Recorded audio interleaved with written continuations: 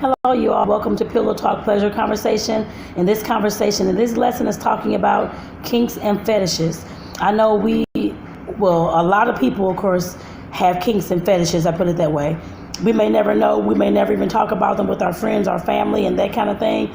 But just know that there's nothing wrong with having a kink or a fetish or whatever it is that you want to do, whether you want to use food in the bedroom or you like BDSM, you want to try some of those things or be handcuffed or spanked or whatever it is. Like I said, those things are fine. If that's what you want, that's the kind of pleasure that you want to receive. I know a lot of times, of course, when we talk about kinks and fetishes, of course, a lot of folks can, of course, have a lot of shame and guilt and that kind of thing. So I guess to want to feel this way and to want to have these kind of pleasures and that kind of thing in the bedroom, just know that it's okay, y'all. It is greatly okay. Like I said, I know a lot of times society would tell us that, of course, these kind of things, wanting to do BDSM or wanting to be handcuffed or wanting to be spanked or wanting to use food in the bedroom or wanting to play with, use furries or stuffed animals, all those types of things, like I said, in the bedroom or other types of role plays and that types of things. Like I said, society want to tell us that those things are taboo and we shouldn't do them and we shouldn't want to feel that way, that kind of thing. But just keep in mind that nobody owns society but us as a people. And, of course, we're the ones who make up that norm. I guess I put it that way. So, of course, if your norm is not to, of course, be just a regular, whatever they want to call it, vanilla, that kind of thing, whatever the words you want to use, and just doing missionary every day and just doing the in and out, the thrusting and that kind of thing every day, and you want to try something different and be more adventurous in your bedroom, just know, like I said, that's okay. You don't have to be like everybody else. You don't have to have the same likes and dislikes in the bedroom as everybody else. Just keep that in mind, y'all. And like I said, I know that there's a lot of times, like I said, that we can, of course, feel that shame, feel that guilt. I know I did a lesson inside of this course that talks about that, kind of where that shame and that guilt comes from. Make sure that you all, of course, are checking those things out. Make sure that you are, of course, if this is, I guess if I'm speaking to you about this in this video, and you're one who has kinks and fetishes but are so scared to, of course, say anything about them, you're so scared to, of course, want to, of course, act out on these things, that kind of thing, make sure that you figure out where those fears are coming from. Like I said, a lot of times they can come from our past and society, and the different things that we, of course, are told that we shouldn't do. You shouldn't do that. Those are freaks and those are this and that kind of thing. And that's okay. Like I said, just find out where that comes from and then go ahead and move forward with your own life, not listen to what anybody else has to say about it. So I definitely want to make sure I gave y'all that little snippet before I got started. And like I said, in this video, this is talking about having that conversation about kinks and fetishes when it comes to your relationships and things like that. Like I said, I'm going to give you 9 different ways that you can, of course, incorporate that conversation and have that conversation. Some of these things, of course, you may know all these things, but just never thought about them as far as talking to your partner about, of course, the kinks and fetishes that you want to experience, have, and that kind of thing. And just keep in mind, this is, of course, pillow talk. Of course, you can have this in your bedroom, doing pillow talk on the bed with your partner, that kind of thing when the lights are out, so you all can, of course, focus on the darkness, I guess, and not see each other and still have this conversation. That makes it easier for some people. Other pillow talk, of course, you don't even have to lay down. You all can be sitting up watching TV, that kind of thing in this conversation. Something sparks you when it comes up. But like I said, I have 9 ways that you can, of course, start bringing this conversation up. And that you can, of course, start thinking about these things when it comes to your own life and your own pleasures and the way that you want to have orgasms as well. So, number 1. You have to, of course, it says, what kind of kinks and fetishes do you fantasize about? You have to realize and you have to understand what it is that you want. You can, of course, journal. I always talk about journaling and doing your growth work and things like that. Journaling, for me, is the best way that, of course, I can process things and get things out. So this is kind of like a brain dump. You want to just sit down one day, take your time, and just, if you have a notebook or a piece of paper or whatever you're using, or use your computer. Some folks use their computer programs, I guess, to brain dump and that kind of thing. So go ahead and get all this stuff out of your head. What are some kinks and fetishes, some freaky things that you want to try, some things that, of course, that give you more pleasure, some things you want to be adventurous with. Like I said, whether that's BDSM or whether that's using food in the bedroom or whatever it is, using candle wax or whatever it is, make sure that you, of course, do a brain dump and just figure out what it is that you're wanting. And of course, write about why do you want those things and why does it turn you on? Like I said, just make a list of these things. And like I said, because at some point you're going to have to talk to your partner about these things. But like I said, it always starts with you. I don't care whatever it is that you're doing in life, especially when it comes to our relationships. everything that you do, of course, from your relationships, it starts with you.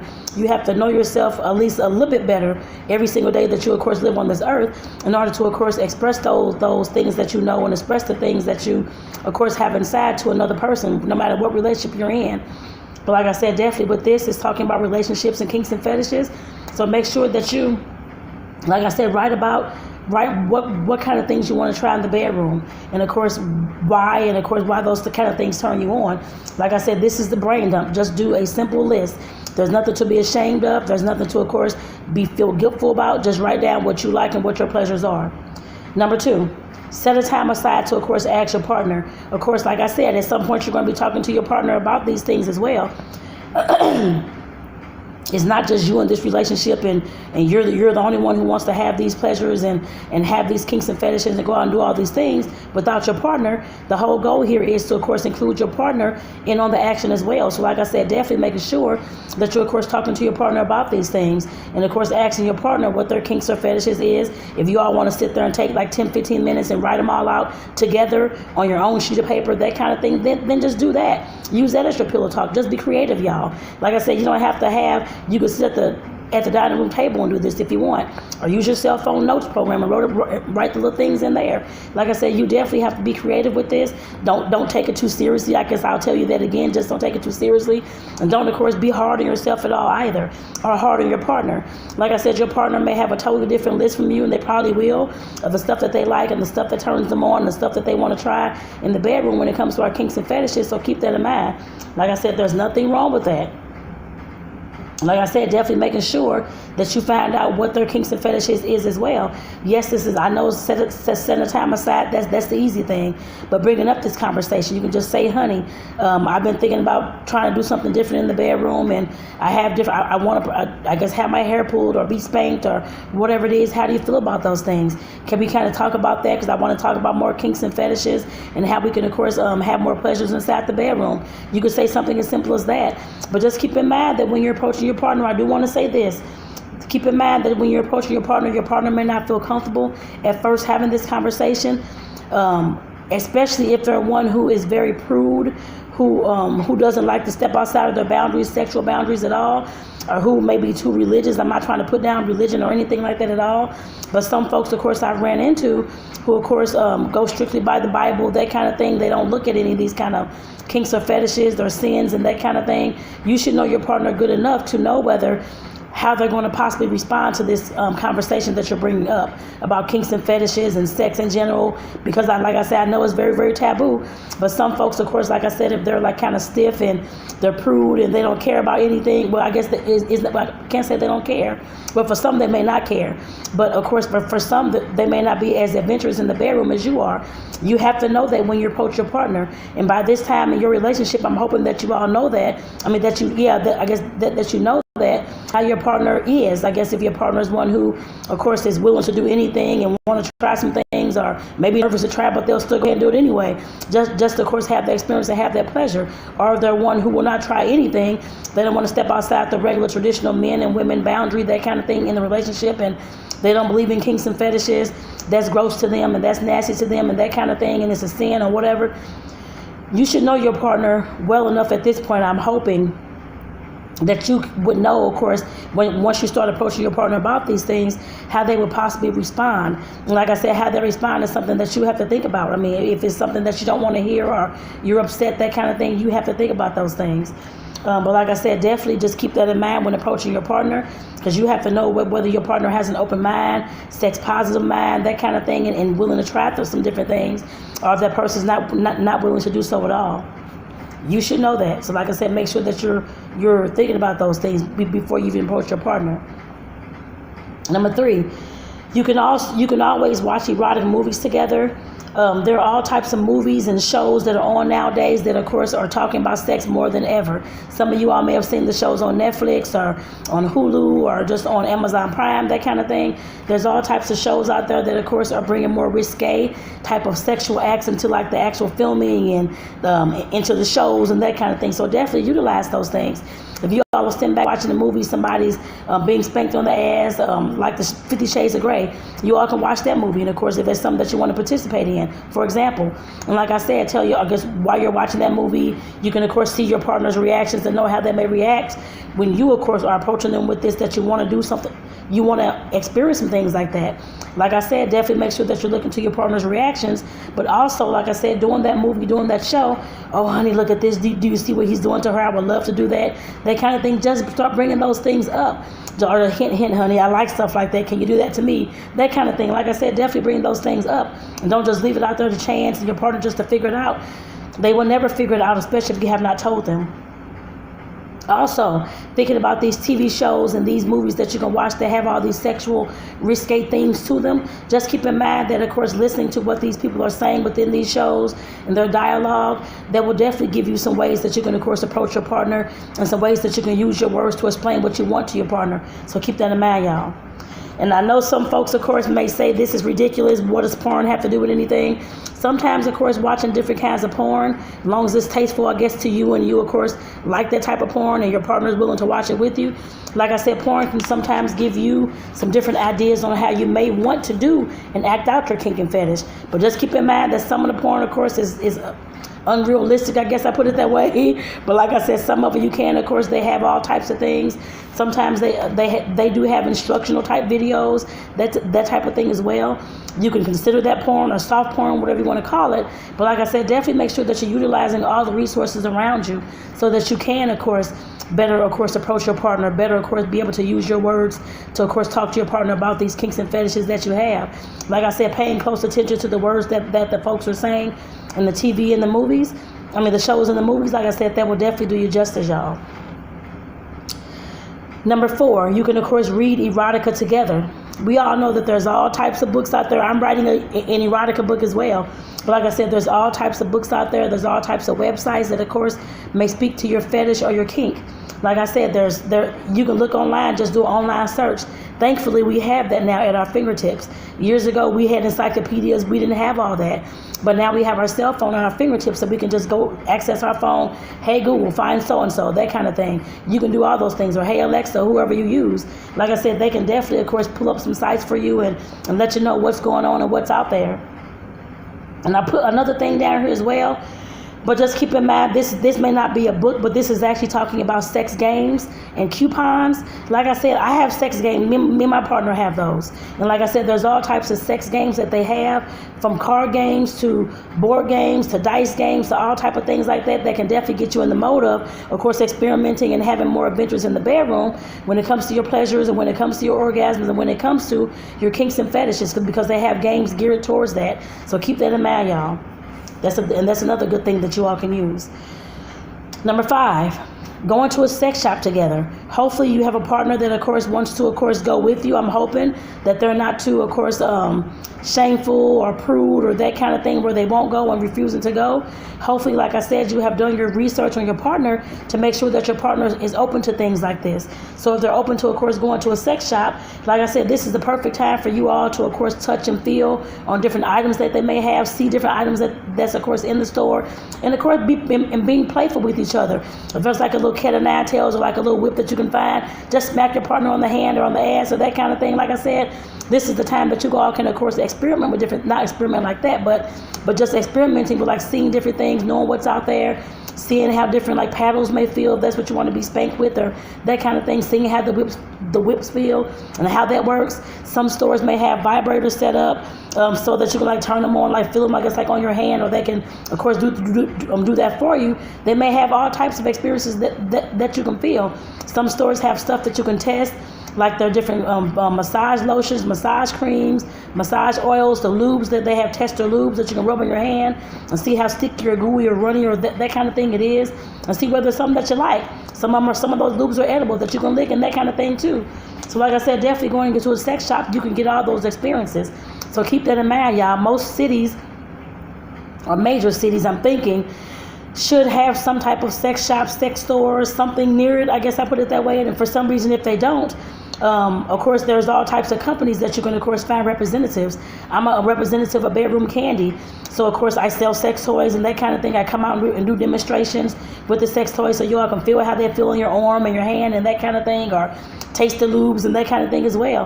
Like I said, you can always find a company like that, or a boutique consultant from one of those companies to come out and give you your own in-home party, so that you all can have that to yourself, and that you all can, of course, like I said, see different things, and you can hear your representative talk about different things that they have in their catalog and what they have for sale and what you all can invest in for your relationship and your pleasure. So like I said, there's two ways, y'all.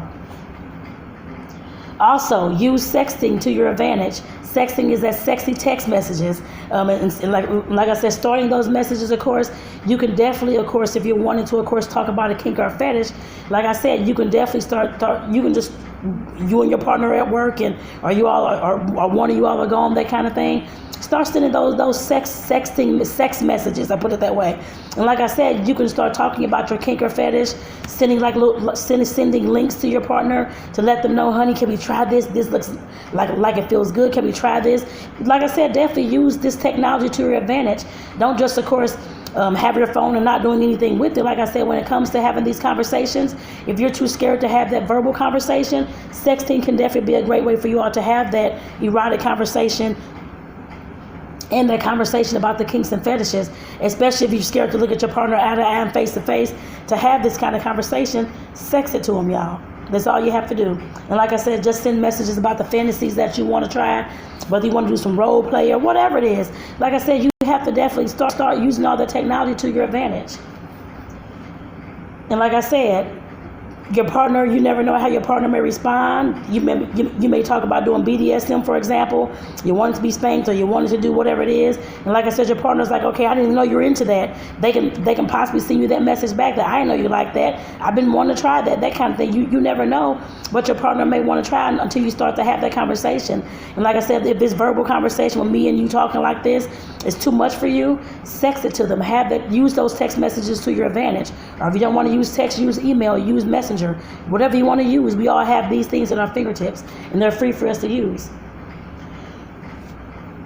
This next one, number 7. Once you all, of course, gotten to a point where you all have your kink and fetish list and the fantasies that you want to try, like I said, definitely create your couple's fantasy list.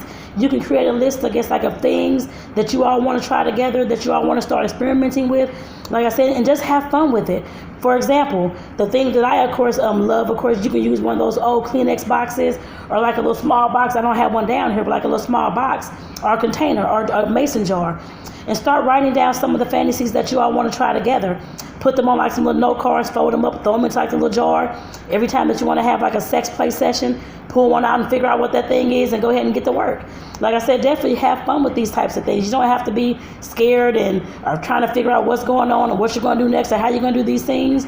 If you all start your fantasies couple lists and just go ahead and start writing those things out and just picking one as you all go along, that will be fun, y'all. Trust me, to give like another sense of adventure, another sense of course, spontaneity as well. So like I said, definitely utilize those things. Number 9, you can always find, of course, an online community that, of course, deals with kinks and fetishes. Keep that in mind. There's all types of communities out there. I'm sure there's a lot of communities, of course, online, especially on Facebook, because they have like different like private groups, secret groups, and that kind of thing. You can definitely search all those things. You can search online in your meetups. Most communities have the meetup, meetup.com, I think is what it's called. But of course, there's different groups that you're going to, of course, there are people like here in St. Louis, we have Sex Pod in St. Louis. And like I said, definitely that's definitely something that, of course, they talk about different kinks and fetishes. And of course, they have different events that they have as well. Like I said, everybody has something like that in their area. Just keep that in mind.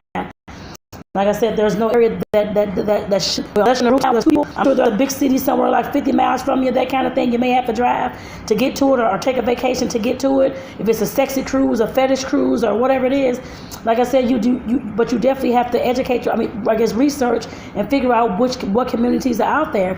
There's all types of BDSM communities, I'm sure, online.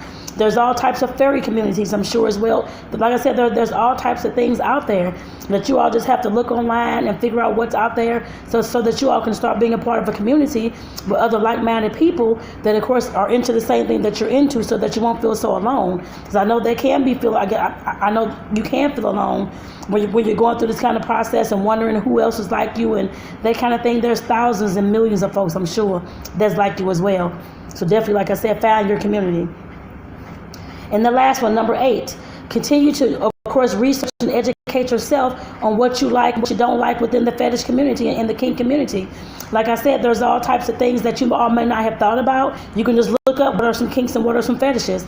It may come up with all types of things that you all may not have even thought about bringing into your bedroom. So like I said, definitely make sure that you're doing your research and continuously educating yourself way past this video. This lesson means, of course, this is just the first step. The next step is for you to, of course, take it farther and for you all to, of course, figure out what you all want inside your bedroom. This is not for you all just to be the know-all, the end-all, be-all. None of my videos or content or information is like that. This content is, and this lesson is giving you some information for you all to get started to, of course, start getting your minds churning and start getting that imagination flowing, that creativity flowing, so that you all can, of course, take this on your own. Go ahead after this lesson, of course, and go ahead and start doing your own more research. Doing more research, educating yourself more, finding books about the kinks and whatever it is that you want to experience, all those types of things. So, like I said, I want to thank you all for listening to this lesson. I'll see you in the next one. This lesson was all about kinks and fetishes, and I had to, of course, have some ways that you're going to, of course, approach your partner and, of course, find those communities for you and your partner to be a part of. When you all are wanting to experiment and, of course, be adventurous and that kind of thing, like I said, get your experimentation on, y'all. Every sex and play session that you have is an adventure session. To me, it is. And I want you all to see it that way as well, especially when it comes to sex and your kinks and fetishes and fantasies and things like that. Use that play session, that adventure session to, of course, explore your bodies, explore what you all like, explore those fantasies. And if you don't have any kinks or fetishes right now, look some up and see if it's something that you want to try, or see if it's something that you're reading about that turns you on. Take it upon yourself, y'all, to go ahead and start figuring that out. So with that, I want to say thank you all again. This Pillow Talk, the pleasure conversation, and this pleasure conversation was talking about kinks and fetishes, y'all. So thank you all for tuning in.